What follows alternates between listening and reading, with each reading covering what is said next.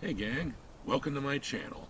I'm the Pony 314, and if you watch my channel you know we love the classics, and with that in mind, we have one for you. How about this? The German Luger P08. Now, they sure don't make them like this anymore, do they?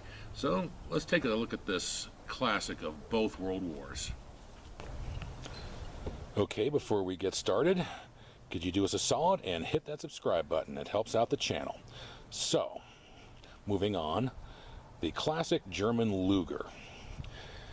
Here are the basics. This is a recoil-operated, toggle-lock semi-automatic pistol with a thumb-operated safety, 8-round magazine, and the Luger P08, which is what this is and what we're chiefly concerned with, fired, go figure, 9mm Luger. The Luger was designed, or at least introduced, by German Georg Luger in 1898 as a redesign of the earlier Borchardt, and it was designed for the specific purpose of getting military contracts. The early versions fired a small bottleneck cartridge, I believe it was 7.65mm.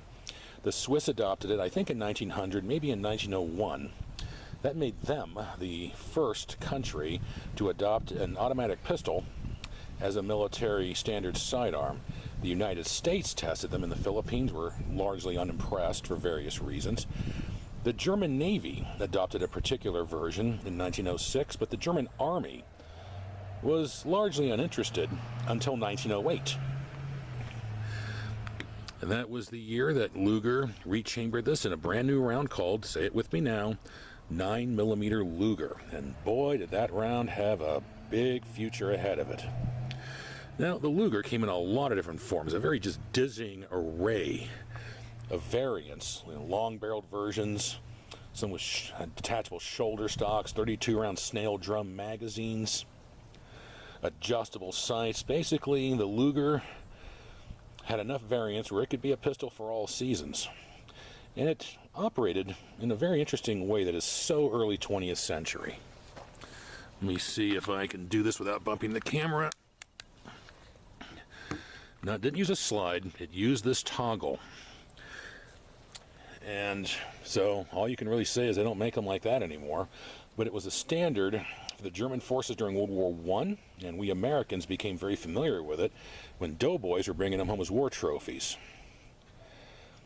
Luger P08 would also go on to be the standard for the Third Reich during World War II, but by that time the Germans were aware that the Luger was a relic. I mean, it looked old school, they wanted something a little bit more modern, and probably as important as anything else, it was a fairly reliable weapon, but not completely, not on a 1911's level.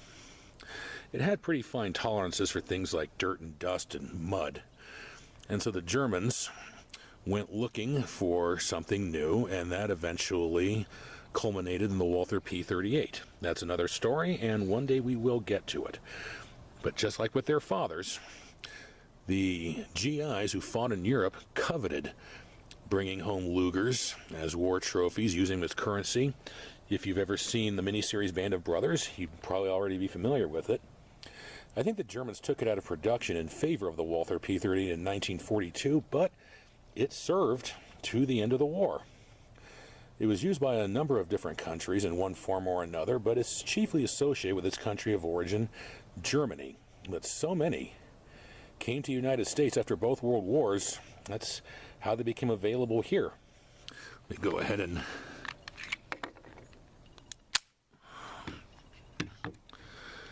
but the Luger, probably in spite of its quirks, and it does have some, is a legend, a classic, an icon, and a lot of us who collect old school military weaponry kind of regard it as a must-have.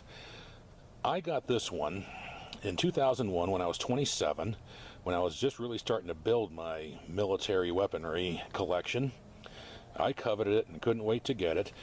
This one is dated 1910. I don't know if you can see that. And it was made by DWM, the chief manufacturer of Lugers. A lot of other companies were contracted to make it, but the Luger has been a really sweet shooter for me, and I'll never part with it. If I had any issue with it, and it's a minor one, it's probably more the magazine than anything else. If I load all 8 rounds into it, I can have feed issues. But if I keep it loaded to 7, then I don't have any problems. And when we take this to the range, which we're going to do soon, you might see that. But anyway, the story of the Luger, again, is a very long one, and I encourage you to go learn it because it's actually very interesting stuff. So, let's pay homage to this German classic by taking it to the range and putting it in action. So, let's get moving. Welcome to Truth or Consequences, New Mexico, where today it's all about the German classic, one of the most recognizable firearms of all time, the German Luger P08.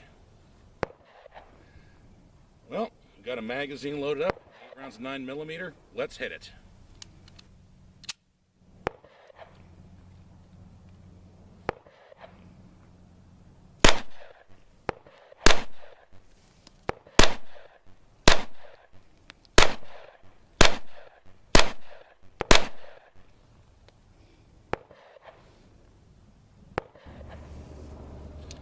Gonna do our second shoot here with the Luger. Only have 7 rounds loaded this time. Magazine seat's a lot easier if you do that. Alright, I'm gonna get some more holes in it with this classic, so let's get it done.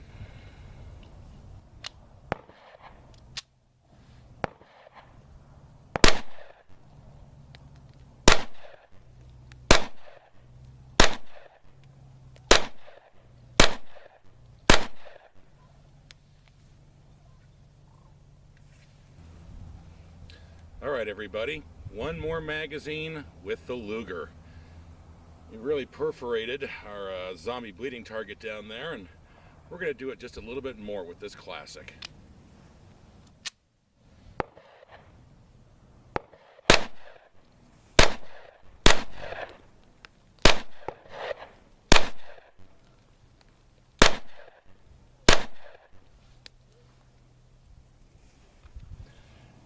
Yeah, sorry about those 2 headshots. I couldn't resist.